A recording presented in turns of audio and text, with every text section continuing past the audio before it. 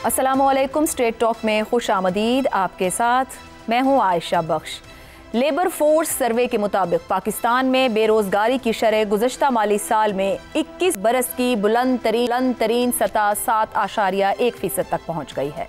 सबसे ज़्यादा बेरोजगारी खैबर पख्तूनख्वा में, इसके बाद पंजाब, जबकि सबसे कम बेरोजगारी सिंध में है। बेरोजगारी की शरह 2021 में 6.3% थी। 7.1% की बेरोजगारी 2003-04 के बाद सबसे ज़्यादा है, तब यह शरह 7.7% थी। इसके बाद से बेरोजगारी की शरह 5.3% से 6.9% के दरमियान ही रही। 2018-19 में शरह बेरोजगारी 6.9% थी। करीबन 180 लाख काम करने की उम्र की आबादी में से करीबन 118 लाख यानी हर 3 में से 2 अफराद बिला मुआवजा काम कर रहे हैं, जैसे सफाई, पानी लाना, बच्चों की देखभाल और मुर्गियां पालना वगैरह। कुल 5.9 लाख बेरोजगार अफराद में से 4.6 लाख यानी 77.5% पढ़े लिखे अफराद हैं। करीबन 10 लाख अफराद डिग्रियों के बावजूद बेरोजगार हैं। सबसे ज़्यादा बेरोजगार अफराद की उम्र 15 से 29 बरस के दरमियान है। इसके बाद 15 से 24 बरस की उम्र के अफराद हैं। सबसे ज़्यादा बेरोजगारी की शरह 9.6%, खैबर पख्तूनख्वा में 7.3%, पंजाब में 5.5%, बलोचिस्तान में और 5.3% सिंध में है। मईशत नए रोजगार देने के लिए मौक़े पैदा ही नहीं कर रही है। हर साल 3.5 लाख अफराद लेबर मार्केट में दाखिल होते हैं। ज़राअत के शोबे का मजमूई रोजगार में हिस्सा 4% कमी के साथ 33.1% रह गया है। मैन्युफैक्चरिंग का हिस्सा भी मामूली उसके साथ 14.4% रहा, जो बुलंद शरह सूद, तवानाई के ज़्यादा नर्ख और भारी टैक्सों की वजह से सनतों को दरपेश मसाइल की निशानदही कर रहा है। थोक और परचून तिजारत में रोजगार का हिस्सा बढ़कर मजमूई रोजगार का 16% हो गया है। लेबर फोर्स में शमूलियत की शरह जो 10 बरस से जायद उम्र की आबादी के मुकाबले में शुमार की जाती है, 44.9% से बढ़कर 46.3% हो गई है। इस सर्वे के मुताबिक लेबर फोर्स की तादाद 2020-21 में 71.8 लाख से बढ़कर अब 2024-25 में 83.1 लाख हो गई है, जो हर साल 3.5 लाख यानी 35 लाख अफराद के इजाफे की निशानदही करती है। वजीर बराए मनसूबाबंदी एहसन इकबाल के मुताबिक बेरोजगारी में इजाफे की बुनियादी वजह IMF प्रोग्राम और मौसमियाती तबाहकारियां हैं। आलमी कीमतों के चक्कर ने भी रोजगार की सूरत हाल पर असर डाला है। गुज़िश्ता चंद रोज में ये दूसरी रिपोर्ट है जो पाकिस्तान ने IMF के तकाज़ों के तहत जारी की है। इससे पहले governance and corruption diagnostic report भी जारी की गई थी। अब बेरोजगारी में इजाफे की जो वजूहात भी हों, मगर ये सवाल अपनी जगह अहम है कि मुल्क में मौशी पॉलिसीज 3 साल 7 माह से तकरीबन एक ही रही हैं। इसके बावजूद इस तरह के हकायक इन पॉलिसीज की सिमत को दुरुस्त करार दे रहे हैं या गलत, इसी पर पैनल की राय आपके सामने रखेंगे। हमारे साथ हैं शहजाद चौधरी, ज़ैगम खान, रज़ा रूमी और इफ्तिखार अहमद साहब। प्रोग्राम का सवाल आप सभी के लिए। 3 साल 7 माह से जारी माशी बंदोबस्त, बेरोजगारी 7.1%, 80 लाख अफराद बेरोजगार। क्या हुकूमत की माशी सिमत ही दुरुस्त नहीं? ज़ैगम साहब, जो नंबर्स ये रिपोर्ट दे रही है, जो ग्राउंड रियलिटी ये रिपोर्ट बता रही है, किस तरीके से उसको ट्रांसलेट करेंगे? माशी नमू मुसलसल 3% से कम है। क्या सियासी अदम इस्तेहकाम असल मुजरिम है, या फिर कहा जाए कि मालियाती इदारों के सख्त फैसलों की बाइस हमें यहाँ पर बेहतरी नहीं दिखती? कायदे मोहतरम जनाब मोहम्मद नवाज शरीफ ने तो कहा है कि पाकिस्तान उड़ान ले चुका है। आप यहाँ बुरी बुरी खबरें बता रही हैं।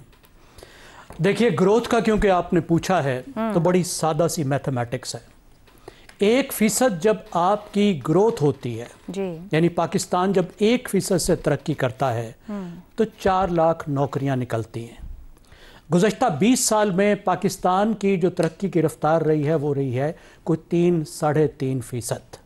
क्या मतलब कि नौकरियां निकल रही हैं कोई 15-1 लाख, 15-20 लाख हर साल। और अगर हम देखें जो ये लेबर फोर्स सर्वे बताता है कि 2021 से लेकर 2025 तक कोई हर साल 28 से 30 लाख ऐसे लोगों का इजाफा हुआ है जिनको काम चाहिए, जो वर्किंग पॉपुलेशन है। इसका मतलब है हर साल कोई 10 लाख लोग, 15 लाख लोग ऐसे हैं जो बेरोज़गार हैं और जो बेरोज़गारों की फ़ौज में इजाफा कर रहे हैं। यानी जब तक आपकी ग्रोथ 6% पर नहीं होती उस वक्त तक बेरोज़गारी बढ़ती जाएगी। तो क्राइसिस क्या है? सबसे बड़ा क्राइसिस आपका ग्रोथ का, कि मईशत बढ़ नहीं रही। अब मईशत क्यों नहीं बढ़ रही? आप IMF पे इल्ज़ाम दे दें, हकीम को इल्ज़ाम दे दें, बीमारी तो हकीम ने नहीं लगाई। हकीम बहुत बुरा होगा, बड़ा सख्त टीका लगाता है और उसका काम ही नहीं है ग्रोथ देना। वो आपको मुसीबत से बचाता है ताकि आप उधार वापस अदा कर सकें। ग्रोथ वापस लाना आपका काम है, स्टेबलाइजेशन में हेल्प करना उसका काम है। स्टेबलाइजेशन में उसने हेल्प कर दी, अब आप ग्रोथ लाएं ना। आपका ग्रोथ मॉडल तो अपना नाकाम है। खुद आप IMF के पास भागते हैं जब बूम और बस्ट में से बस्ट में फंसते हैं, जब नीचे गिरते हैं तो मदद के लिए भागते हैं। वो स्टेबलाइजेशन में आपकी हेल्प कर देता है। आप स्टेबलाइजेशन आपकी हो जाती है तो फिर ग्रोथ किसने करनी है? वो तो IMF का काम नहीं है। आपकी अपनी एलिटिस्ट इकानमी बढ़ने को तैयार ही नहीं है तो उसका क्या कसूर है? और देखिए, मैं आपको अर्ज करूं, ये जो हम फिगर्स देख रहे हैं बेरोजगारी के, जो आप बता रही हैं, ये टिप ऑफ द आइसबर्ग है। इसमें जो काम मैं नहीं बता रही, ये हुकूमत हमें रिपोर्ट में बता रही है। ज़ैगम साहब, ये तस्दीक करेंगे, नंबर मेरे नहीं है जी। मैं उसी रिपोर्ट के हवाले से ही बात करूं, मगर मुझे आपका कमेंट इस पे भी चाहिए कि ये ग्रोथ मॉडल हमारा जो है वो क्यों है, अगर वो डिलीवर नहीं कर रहा, और क्या कभी हमारा ग्रोथ मॉडल ऐसा भी रहा जिसने डिलीवर किया है इस मुल्क को? जी देखिए, मैं पहले से आपसे यह अर्ज कर दूं कि देखिए, इसमें जो काम करने वाले हैं उसमें तमाम काम करने वाले शामिल हैं। तनख्वाह लेकर काम करने वाले भी शामिल हैं, बगैर तनख्वाह काम करने वाले भी शामिल हैं। इसमें वो भी शामिल है जो गाय लेकर निकला हुआ है, जो अब्बा के साथ दुकान पे बैठा है, जो मुर्गियों को दाना डाल रहा है, जो खातून घर के बर्तन धो रही है या कपड़े धो रही है, वो वर्किंग पॉपुलेशन है।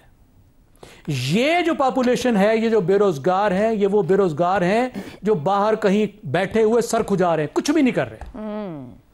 और इसके अंदर गैर तालीम याफ्ता लोग भी शामिल हैं, गैर हुनरमंद लोग भी शामिल हैं, जैसा आपने बताया, और डिग्रियां लेने वाले लोग 10 लाख डिग्री होल्डर्स हैं सर। क्यों जी? 10 लाख डिग्री होल्डर। आप तसव्वुर कीजिए कि जिनको हमने तालीम दी, पता नहीं हमने कैसी तालीम दी और कैसे रोजगार पैदा किया, और दोनों के दरमियान में कोई ताल्लुक ही पैदा नहीं किया।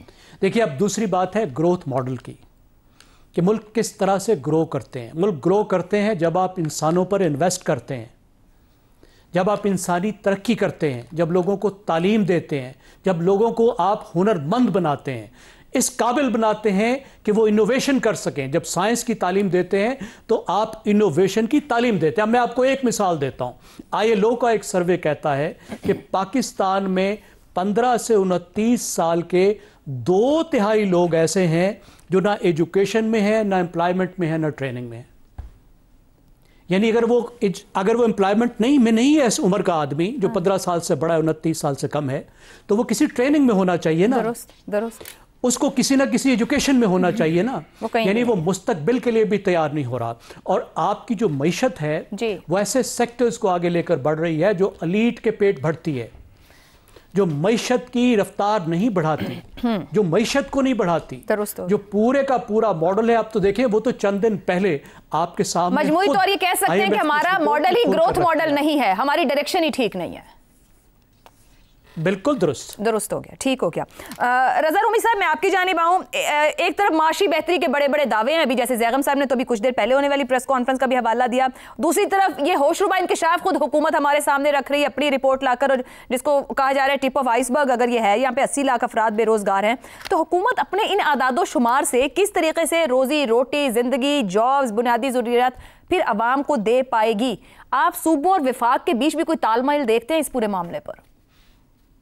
आयशा, जो आदादो शुमार इस सर्वे में आए हैं और आपने उनका खुलासा भी पेश किया, वो यकीनन एक बहुत ही तशवीशनाक सूरत पाकिस्तान के लिए, पाकिस्तान की मईशत के लिए, और इसके जो नौजवान हैं जिनकी बेरोजगारी का आपने जिक्र किया, और ये भी बतलाया कि सबसे ज़्यादा जिस एज कैटेगरी में बेरोजगारी है वो 19 से 24 या 25 साल, यानी कि बिल्कुल यूथ अनएम्प्लॉयमेंट जैसे हम कहते हैं।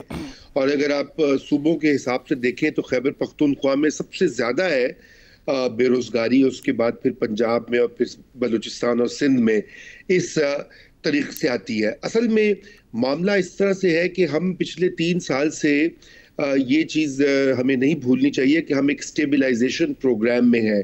IMF की जो स्टेबलाइजेशन प्रोग्राम होता है उसका शॉर्ट टर्म में जो नुकसान होता है वो ये होता है कि जो आपकी शरह तरक्की है वो मसदूद हो जाती है, गिर जाती है।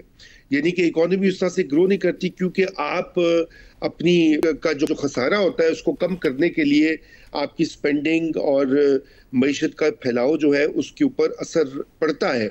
और यही हम गुजर रहे हैं, इसी खदशे का इजहार बार बार बहुत से माहिरीन करते हैं, जो कहते हैं कि पाकिस्तान को IMF के अलावा भी कुछ अपनी खुद इन्हिसारी करके नई तर्ज पर अपनी मईशत को छालाना चाहिए।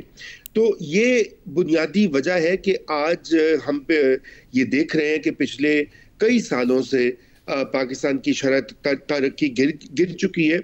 और देखिए, अगर ग्रोथ नहीं होती तो फिर जॉब्स नहीं बनती, बहुत सादा सी बात है। और यही वजह है कि जब तक हमारी शरह तरक्की ऊपर नहीं उठेगी और उस वक्त तक नौकरियां नहीं मजीद होंगी। अब उसके लिए क्या जरूरत होती है? उसके लिए सबसे अहम चीज इन्वेस्टमेंट या सरमायाकारी।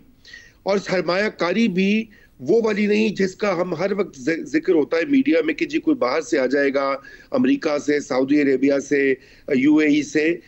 ये डोमेस्टिक इन्वेस्टमेंट जैसे कहा जाता है, ताकि लोग यहाँ पे कारोबार लगाएं, सनतें लगें, रोजगार पैदा हो। क्योंकि ये जरूरी नहीं होता कि फॉरेन इन्वेस्टमेंट के जो सम्राट हैं वो सब तक पहुंचे।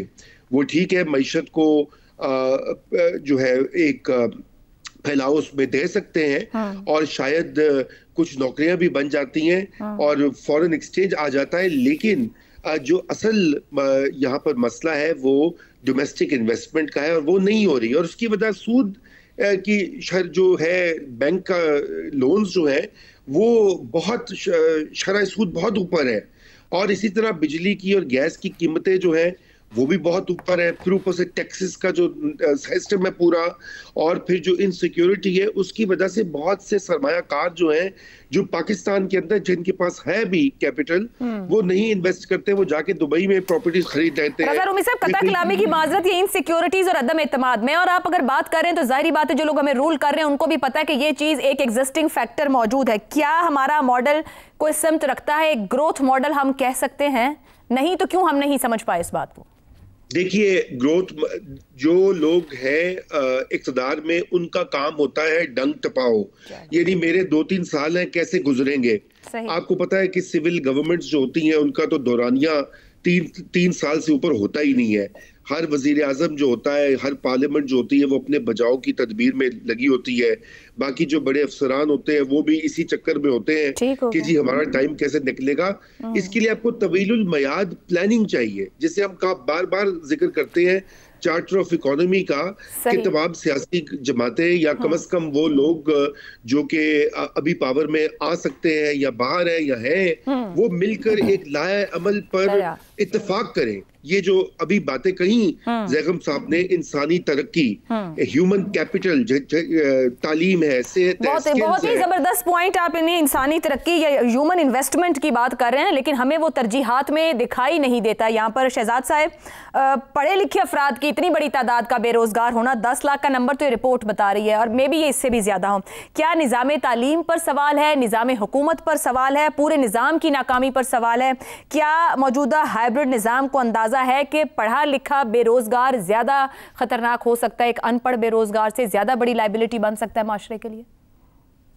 आयशा, जो मैं आपके सवाल से समझा हूं वो ये है कि आप चाह रही हैं कि ये जो पैनल है आपका, ये हुकूमत को, औरंगजेब साहब को, एहसन इकबाल साहब को मईशत को दुरुस्त करना सिखाए। अब आया हम में ये काबिलियत है, जबकि वो वजीर भी रहते हैं और बार बार वजीर बनते हैं इन महकमों के, उसके बावजूद अगर हम ही ने काम करना है तो फिर हमारे हालात इतने बुरे हो चुके हैं कि ये पैनल उनको बताए कि असल में इकोनॉमी की सही सिमत क्या है। बहरहाल कोशिश करते हैं अपने देखने वालों के लिए, अगर उनके लिए नहीं तो देखिए, इकोनॉमी के 3 सतून होते हैं। एक होता है सरमाया यानी कैपिटल, एक लेबर, और तीसरी कुदरती वसाइल। इन 3 की बुनियाद पे कोई भी इकोनॉमी खड़ी होती है। आपके मुल्क के अंदर सरमाया कितना है, कहाँ है, ये किसी को नहीं पता, और जो पता लगता भी है, पता चलता है कि वो मुल्क से बाहर जा चुका है। तो सरमाया आपके मुल्क में ठहरता नहीं है किसी वजह से, ये सबसे बड़ी कमजोरी है आपकी। लेबर बेशुमार है, लेकिन लेबर उस तरह की नहीं है जिसको आप फौरन काम पे लगा दें, क्योंकि आपने ट्रेन नहीं किया, उनको पढ़ाया नहीं, उनको इस तरीके से आजकल के हालात के मुताबिक तैयार नहीं किया, तो वो आपको कोई फायदा नहीं दे पाते। वरना जिस तरीके से आपने कहा, बेरोजगार लोग तो बहुत ज्यादा है और लेबर भी बहुत ज्यादा है। कुदरती वसाइल की हम बात करते हैं, लेकिन जहां गैस खत्म हो गई हो, तेल के ऊपर अभी भी सोच विचार जारी हो कि निकलेगा या नहीं निकलेगा, तो बाहर सूरत ये एक ऐसी एफर्ट है जिसके पीछे कहते हैं मिनरल्स हैं हमारे पास, रेयर अर्थ मिनरल्स हैं, मेटल्स हैं, ये वो वगैरह, वो देख लेंगे जब आता है। उसकी एक भी प्रोसेस है, लंबा टाइम लगता है। रेकोडेक का मामला भी हमारे सामने पड़ा हुआ है, वो कब रिजल्ट देना शुरू करेगा कॉपर और गोल्ड की शक्ल में। ये मुश्किलात हैं हमारे मुल्क के अंदर, इसकी वजह से इकोनॉमी हमारी उस पांव पे, उन सतूनों पे खड़ी नहीं हो पाई। दूसरी आ जाते हैं कि इकोनॉमी के वो ग्रोथ के कौन से 3 एरियाज हैं जो ग्रोथ देते हैं किसी भी इकोनॉमी को। ज़राअत, आपकी सनत, और तीसरा सर्विसेज सेक्टर।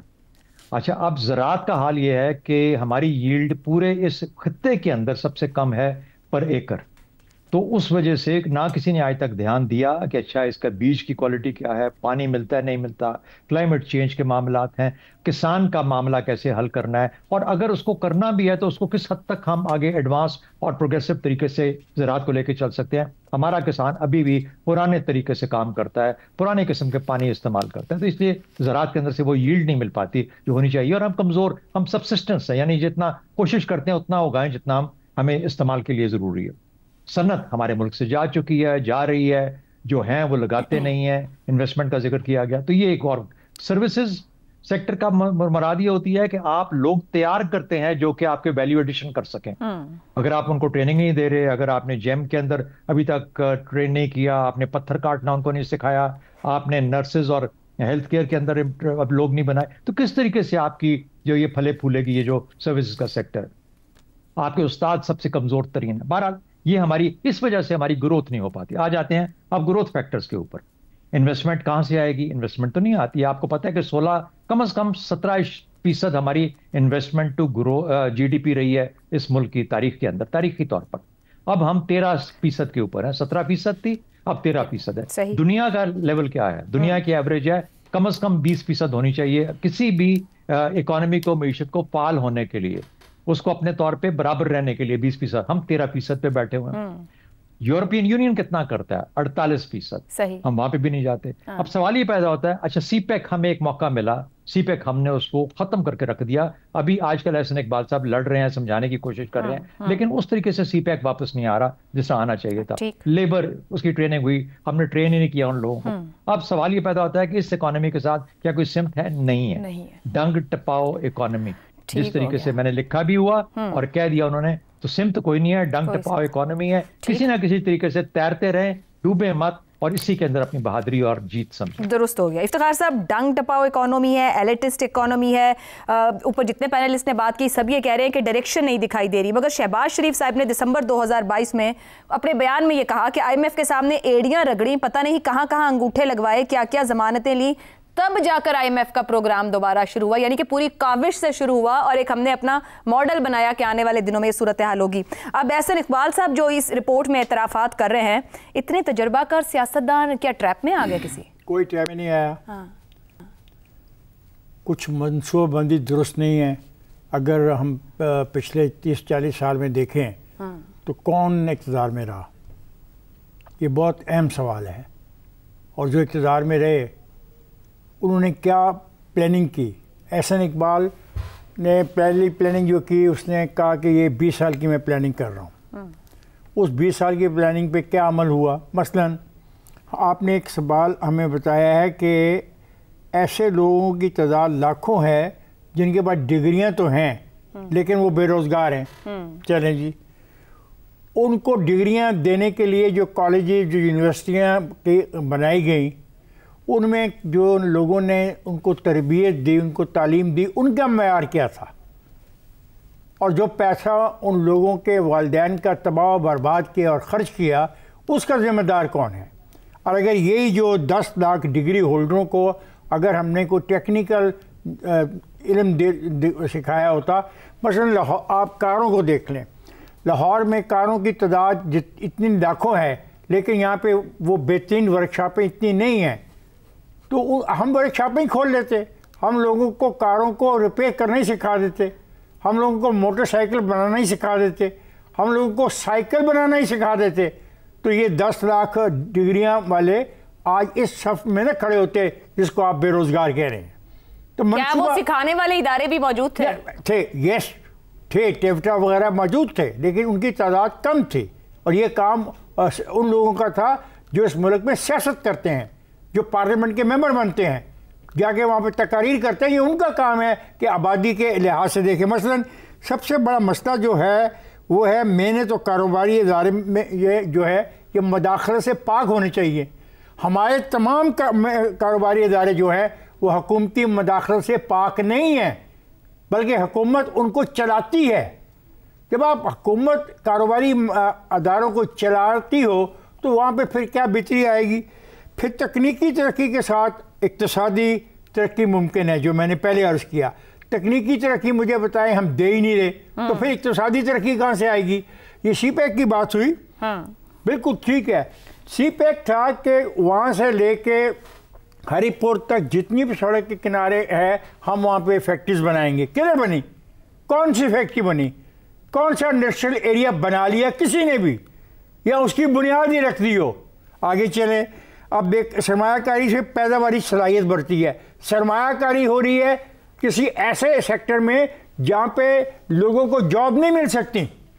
सरमायाकारी होनी चाहिए थी सर्विसेज में, वहाँ पे सरमायाकारी नहीं हो रही। और उसकी ना होने की वजह है कि जब आप कारोबारी इदारों में मदाखलत करेंगे, मसलन हमारा जो टैक्स का निज़ाम है, ठीक, मैं अपनी ज़ात की हद तक इसको बदतरीन समझता हूँ, लेकिन सरमायादार से जहाँ से इनको टैक्स लेना है, जहाँ से इनको रिकवरी करनी है, जहाँ पे इनको पैसा बचाना है, वो अपना देने को तैयार नहीं है। क्या हुकूमत की माशी सिमत दुरुस्त है? नहीं, बिल्कुल मुझे तो नहीं। जो आपने रिपोर्ट पढ़ी है, मैंने नहीं पढ़ी, वजीर ने दी है। अब आपसे मुराद हमेशा ये होता है कि the man who is presiding the meeting, ठीक हो गया, मिस्टर प्रेसिडेंट कहा जाता है। बस ब्रेक का कह दिया मुझे, ब्रेक बात ये है, ब्रेक में जाइएगा। यही तो हौसला है ना कि ब्रेक पे ही रहे हैं। ये सारा अरसा जो मैंने बताया 30, 35, 40 साल का, तो आपके जरिए यही आवाम को समझाना चाह रहे हैं कि वोट लेने के बाद सियासतदान ब्रेक पे चला जाता है, उसको जगाना जरूरी है। 30, 35 साल से जो हुकूमत में है वो ब्रेक पे ही है, वो ब्रेक पे That is the problem। हम एक ब्रेक लेते हैं और ब्रेक के बाद के शहबाज शरीफ और मरियम नवाज ने नवाज शरीफ को पीछे छोड़ दिया। क्या नवाज शरीफ की सियासत गए दिनों की बात हो गई? इस ब्रेक के बाद प्रोग्राम में एक बार फिर खुशामदीद। नवाज शरीफ ने कहा है कि वजीर आजम और वजीर आला पंजाब तरक्की में मुझसे भी आगे निकल गए। नौमुंतखब अरकान असेंबली से खिताब में उन्होंने कहा कि तहरीक इंसाफ के दौरे हुकूमत में सिर्फ तबाही आई, बदतमीजी का कल्चर आम किया गया और मुल्क दिवालिया होने के करीब पहुंच गया। PTI अपने दौर में महंगाई बढ़ाकर 39% पर ले आई, जबकि हमारे दौर में महंगाई सिर्फ 3% पर थी। अगर तरक्की का सफर जारी रहता तो पाकिस्तान का दुनिया में आज एक मकाम होता और IMF की फिक्र नहीं होती। उन्होंने कहा कि 2018 से 2022 के दौरान जो कुछ हुआ उसके जिम्मेदार PTI वाले हैं। नफरत, झूठ, फसाद, फितने की सियासत PTI ने मुतारिफ कराई। ऐसे हालात में भला मुल्क कैसे तरक्की कर सकता था? बानी PTI सिर्फ अकेला मुजरिम नहीं बल्कि उसे लाने वाले भी मुजरिम हैं। उन्होंने कहा कि पंजाब के ज़िमनी इंतखाबात में PTI की जानिब से इलेक्शन के बायकॉट का कहा गया। ये कैसा बायकॉट था जिसमें उमर अयूब की बेगम इलेक्शन लड़ रही थी? अवाम ने ज़िमनी इंतखाबात में झूठ और नफरत की सियासत को मुस्तरद कर दिया। झूठ, गालम गलोच, बदतमीजी और फितने की सियासत को शिकस्त हुई। आज मेरिट पर काम हो रहा है, तरक्याती काम हो रहे हैं, लैपटॉप मिल रहे हैं, सड़कें बन रही हैं, ग्रीन बसेस चल रही हैं, अमन व अमान की हालत बेहतर हो गई है, मज़ाहिब की तफरीक के बगैर राशन कार्ड मिल रहे हैं और मजीद मंसूबे अभी सामने आएंगे। काफ़ी अरसे बाद नवाज शरीफ की जानिब से खुलकर सियासी बातें की गई हैं। फरवरी 2024 के इंतखाबात के बाद नवाज शरीफ सियासत में फाल किरदार अदा करते दिखाई नहीं दे रहे। उन्होंने आज भी वही बातें की जो वो काफ़ी अरसे से करते आए हैं। ताहम आज नवाज शरीफ का खुलकर सियासी बातें करना क्या इस बात का पेश पैमा हो सकता है कि नवाज शरीफ 18 माह जैसी गैर फालियत सियासत में कदरे फाल किरदार अदा करेंगे? अगर करेंगे तो उसके क्या असरात हो सकते हैं? इसी मौजू पर गुफ्तगू रहेगी। पैनल के लिए सवाल। वजीर आजम और वजीर आला पंजाब तरक्की में मुझसे आगे निकल गए। नवाज शरीफ के अदवार तरक्की पर जोर दिया तो अपने सियासी किरदार को भी मजबूत किया। क्या शहबाज शरीफ की तारीफ करके नवाज शरीफ अपने माजी की सियासत को खुद रद्द कर रहे हैं? इफ्तिखार साहब, नवाज शरीफ साहब ने आज गुफ्तगू काफ़ी अरसे बाद की है और वज़ीर आज़म यानी अपने भाई और बेटी के काम को सराह भी रहे हैं और कह रहे हैं कि मुझसे आगे वो चले गए, मगर जो उनका भी पॉलिटिकल किरदार बड़ा स्ट्रॉन्ग होता देखा हर दौर में उनके, वो एक सियासी कद के साथ भी खड़े हुए और अपने स्टैंड्स भी लेते रहे, क्या उस तरह की सियासत माजी हो गई या नवाज शरीफ अपनी उस सियासत को कह रहे हैं कि वो ज़रा पीछे की थी, अब नहीं चल सकती और ये सियासत बेहतर है जो शहबाज शरीफ कर रहे हैं इस वक्त? मेरा ख्याल है आप इसका जो माना उन्होंने कहा है गलत दे रहे हैं। उन्होंने कहा है कि वज़ीर आज़म और वज़ीर आला तरक्की में मुझसे आगे निकल गए, तो ये दुरुस्त है कि जो मनसूबा उन्होंने 2008-2013 के दरमियान में जो तरक्की उन्होंने की थी और इससे पहले जो उन्होंने मोटरवेज पर वगैरह पर काम किया, उसके बाद फिर उनको ब्रेक मिला, फिर कोई और लोग इक़्तिदार में आ गए, वो कंटिन्यूटी नहीं रही। अब इनकी सारी की सारी जो कोशिश थी वो सी पैक के हवाले से काम करने की थी और वाकई ये सब मानते हैं, उनके मुखालफिन भी जो इक़्तिसादी माहिरीन हैं, कि सी पैक अगर पर अमल हो जाता तो आज हम बहुत अच्छे हालात में से गुजर रहे होते। तो मैं समझता हूँ वो ठीक कहते हैं। और अगर वो शहबाज की तारीफ़ कर रहे हैं और मरीम की तारीफ़ कर रहे हैं तो ये ठीक है। जो मंसूबे उनके ज़हन में थे नवाज शरीफ के, जिसको वो मुकम्मल नहीं कर पाए, वो मंसूबे नवाज शरीफ की गैर मौजूदगी में अब शहबाज और मरीम पूरे कर रहे हैं। पौने 2 साल में ऐसी कौन सी तरक्की है जो नवाज शरीफ साहब नहीं कर सके? मसलन देखें कि सूबे के अंदर जो नए प्रोजेक्ट शुरू किए जा रहे हैं जो बुनियादी तौर पे आवाम को सहूलतें फराहम करने के हैं, ये कैसे थे। फिर दूसरी बात है, मरकज़ के अंदर जो कोशिश की जा रही है कि जो बैंक करप्ट मुल्क था उसको बैंक करप्सी से बचा के मुल्क से बाहर जाके उन ममालिक से पैसे मांगना, उनसे अपने तल्लुकात को बेहतर करना और उनसे कहना है कि सरमायाकारी आगे करें, ये बहुत बड़ी बात है। मगर हो नहीं ना रहा। अभी ऊपर आपने कहा कि डायरेक्शन ही नहीं है इनकी पॉलिसीज की। वो मैंने आपके पहले सवाल में कहा। तो हुकूमत तो यही है ना, मैं इसी हुकूमत की पॉलिसी की बात कर रही हूं। नहीं, आपका दूसरा सवाल कुछ और है। पहला सवाल था कि एक रिपोर्ट आई, उस रिपोर्ट में बताया गया कि ये नाअहलियां हुई हैं। हुकूमत की रिपोर्ट हुकूमत ने दी यार, चलो मान लिया, वो नाअहलियों पर मुश्तमिल है। उस नाअहलियों की वजूहात को मैंने आइडेंटिफाई किया। अब आपका सवाल है नवाज की सियासत, आपने लफ्ज़ इस्तेमाल किया कि माजी की सियासत को खुद रद्द कर रहे हैं अपनी सियासत को, जहां उनका एक बड़ा एक लफ्ज़ भी सियासत से मुतल्लिक नहीं है। ठीक हो गया है। बात यह है, नवाज शरीफ लीड कर रहे थे।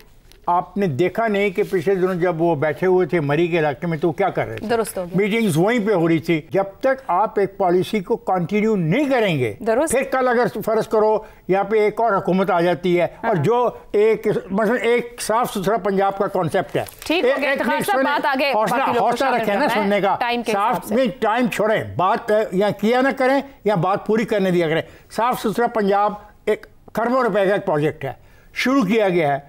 कल उसमें एक नई गवर्नमेंट आ जाती है, वो आके उसको ठप कर देती है, तो फिर क्या होगा? सवाल है कंटिन्यूटी चाहिए। वो ये कह रहा है कि जो वो सोचता था, जो उसकी सोच और फिक्र थी, उसकी कंटिन्यूटी में काम हो रहा है। This is the message of Mian Mohammad Nawaz Sharif in this meeting. Zaigham साहब, नवाज शरीफ साहब कहते हैं बानी पीटीआई अकेला मुजरिम नहीं, उसे लाने वाले भी मुजरिम हैं। मुकदमात का फौरी खात्मा, इलेक्शन में सवालिया कामयाबी, मुतनाज़े मैंडेट, बेटी वज़ीर आला 27वीं तरमीम पर अपने हाथों से दस्तखत करके हाइब्रिड निज़ाम को तौसीक देना, क्या आज भी और अब भी नवाज शरीफ को लाने वालों या निकालने वालों की बात करना ज़ेब देता है? देखिए, अब क्या हम लाने वालों की बात करें, हमारे तो बाल सफ़ेद हो गए। 1985 से देख रहे हैं कि कैसे लाने वाले ला रहे हैं और किस किस को ला रहे हैं, और ख़ुद इस कहानी में मुस्लिम लीग का कितनी दफ़ा नाम आता है। ये सियासी बयान है, इसको जाने दें। हमारे लिए लाने वाले अवाम होते हैं। अहम बात यह थी कि मुस्लिम लीग नवाज को जिसकी भी सपोर्ट थी, वो इस वजह से इतनी बड़ी पार्टी बनी कि उसने अवाम के दिल जीते थे, अवाम उसके साथ हुए थे। कोई ऐसा खला पैदा हुआ था सियासी जिसको मुस्लिम लीग नवाज ने उस वक्त पुर किया था और इतनी बड़ी पार्टी बनी थी। अब भी मसला सिर्फ ये नहीं है कि पीटीआई को कोई लाया था, ज़रूर लाया था, हमारे सामने है, लेकिन उससे बड़ी बात यह है कि पीटीआई एक मकबूल जमात बनी, पीटीआई को अवाम ने मकबूलियत दी और इस वजह से दी कि कोई ऐसा खला था जिसको पीटीआई ने पुर किया। और मुस्लिम लीग नवाज और पीपल्स पार्टी को ये सोचना चाहिए कि उनकी सियासत ने वो कौन सा खला पैदा किया जिसकी वजह से पीटीआई इमर्ज की। उन्होंने कौन सा ऐसा खला पैदा किया जिसकी वजह से यूथ इन दो जमातों से हटकर उस तीसरी जमात के पास चलेगी। मसला सिर्फ नहीं है कि आप यूथ को कहें कि इस पार्टी ने बिगाड़ दिया होगा, मसला तो यह है कि यूथ आपको छोड़ के इनके पास गई क्यों। मैं बता देता हूं क्यों गई। क्योंकि मियां साहब, आपकी पार्टी में जमहूरियत नहीं थी, जिसकी वजह से नई लीडरशिप नहीं आई, नया ब्लड नहीं आया। आपके इर्द गिर्द वो लोग हैं जो 80 की दहाई में जिन्होंने आपको ज्वाइन किया था, जो 70 साल से ऊपर के हो चुके हैं, 80 साल के हो चुके हैं, और जब कोई फौत होता है तो उनका बेटा या बेटी या बहन उनकी जगह आते हैं। किसी कारकुन को यह हक नहीं है कि वो भी लीडरशिप में शामिल हो, क्योंकि आपकी पार्टी जमूत का शिकार है। जमूत का शिकार है तो 20वीं सदी में फंस कर रह गई है। ये मुस्लिम लीग नवाज की कहानी है, ये पीपल्स पार्टी की कहानी है। अब दुहाइयां देने की बात नहीं है, ये कंस्पिरेसी थ्योरीज बनाने की बात नहीं है, गौर करने की बात है कि आपकी सियासत किस तरीके से आपकी पार्टी को अंडरमाइन कर रही है और खुद आपको पीछे धकेल रही है। दुरुस्त हो गया। एक ब्रेक लेते हैं। ब्रेक तो शहजाद साहब और रजा रूमी साहब की राय आपके सामने रखेंगे।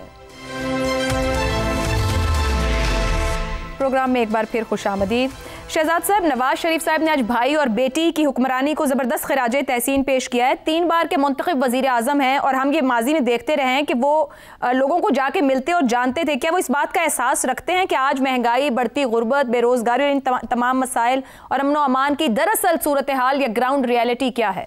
आयशा, जैगम साहब के खूबसूरत तज्जिए के बाद गुंजाइश तो नहीं रह जाती कि कुछ और ऐड किया जाए, लेकिन बहरहाल कुछ फिल इन करने की कोशिश करते हैं। देखिए, मैं तो सिर्फ 4, और मेरा ख्याल है पाकिस्तानी यकीनन इस पे एग्री करेंगे, 4 ही हमारे बड़े सियासतदान हमें नजर आते हैं कायदे आज़म के बाद, जब से पाकिस्तान अपने तौर पे बना और उसके बाद फिर उसकी सियासत और जमहूरियत कायम हुई। जुल्फ़िकार अली भुट्टो दुनिया से चले गए, कुछ देर के लिए कायम रहे। बेनज़ीर भुट्टो कुछ देर के लिए जब तक आई, उसके बाद चली गई। नवाज शरीफ और इमरान खान। इमरान खान का शायद इसलिए बहुत से लोग डिसएग्री करें, लेकिन बहुत से लोग एग्री भी करेंगे क्योंकि उसका एक असर, ऐसा असर है जिसने पाकिस्तान की सियासत को आजकल के माहौल में डिफाइन किया हुआ है। अब वो सही है या गलत है, उसके अलावा उससे कतई नजर एक ही आवाज़ है इन चारों में से जो कि इस वक्त आज कायम है अपनी जगह पे, जो कि ये आवाज़ उठा सकती है सियासत के बारे में, और वो नवाज शरीफ साहब है। अब जो आवाज़ उन्होंने उठाई है उसको हम सियासत से तशबीह दे रहे हैं। सियासत सिर्फ मईशत नहीं हुआ करती, सियासत सिर्फ तरक्की नहीं हुआ करती, सियासत आज़ादी भी होती है, सियासत एहसास भी होता है, सियासत उम्मीद भी होती है, सियासत इंसानी हकूक़ का तहफ़्फ़ुज़ भी होता है।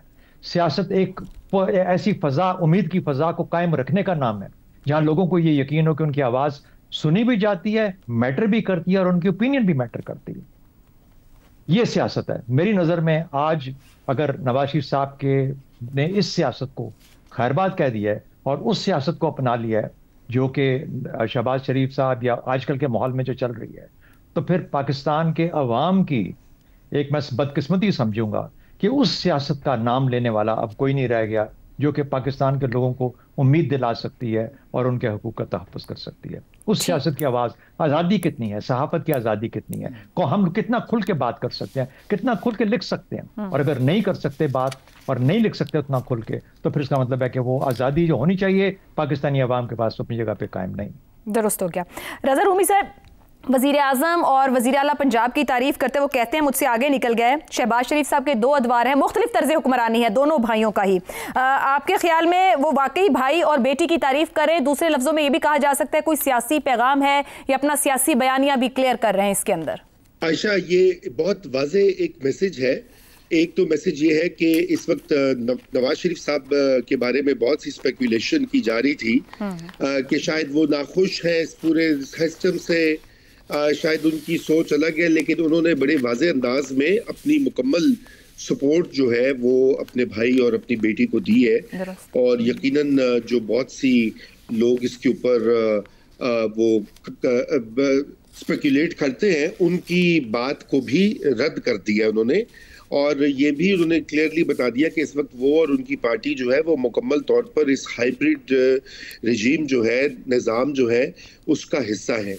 देखिए, ये उनकी बयानात और उनकी सियासत को देखने के 2 जाविये हैं। एक जाविया तो है आइडियलिस्टिक, जिसकी अब बात कर रहे हैं कि क्या पाकिस्तान में जमहूरियत मजबूत हुई है, क्या वोट को इज्जत मिली है, क्या सिविलियन सुप्रीमेसी का बोलबाला हुआ है, जो कि माजी में नवाज शरीफ साहब की सियासत रही है और शायद अभी भी होगी किसी हद तक, लेकिन अभी जो उनकी पार्टी का अमल है वो जरा मुख्तलिफ है।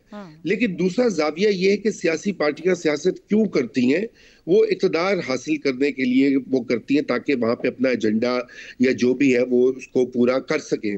पाकिस्तान की जो जमीनी हकायक है उसमें आज के दौर में हाइब्रिड सिस्टम से ही आप इक़्तिदार हासिल कर सकते हैं। दूसरी एक जो पार्टी है मैदान में इस वक्त जो टकराव कर इक़्तिदार हासिल करना चाह रही है, आप देख लें कि वो कहां पर है इस वक्त। तो इसलिए उनके लिए ये एक कामयाबी की भी एक दलील है, क्योंकि आप अगर नोट करें तो आज से 3-4 साल पहले तो वो जेल में थे, उनके भाई भी जेल में थे, उनकी बेटी भी जेल में थी, और जो तमाम तर हालात कैसे यकसर बदले हैं कि पिछले 2 साल में उनकी पार्टी ना सिर्फ रूल कर रही है बल्कि अभी तो यूं लग रहा है कि शायद कोई उनको इमीडिएट खतरा भी नहीं है। तो मेरे ख्याल से ये उनका पैगाम था कि हम हैं अब यहाँ पर, डील विद अस। ठीक हो गया जी, कंक्लूड करते हैं और कुछ माजी से याद कर लेते हैं कि अपने अदवार में खुद नवाज शरीफ साहब अवाम के पास जाकर हालात मालूम किया करते थे। तो क्या भाई और बेटी जिनकी बहुत तारीफें कर रहे हैं उनकी हुक्मरानी को भी जानने के लिए और जज करने के लिए अवाम तक पहुंचेंगे और फिर समझेंगे कि ग्राउंड पर सूरत हाल क्या है। आज के लिए प्रोग्राम से इतना ही, इजाज़त दीजिए, अल्लाह हाफ़िज़।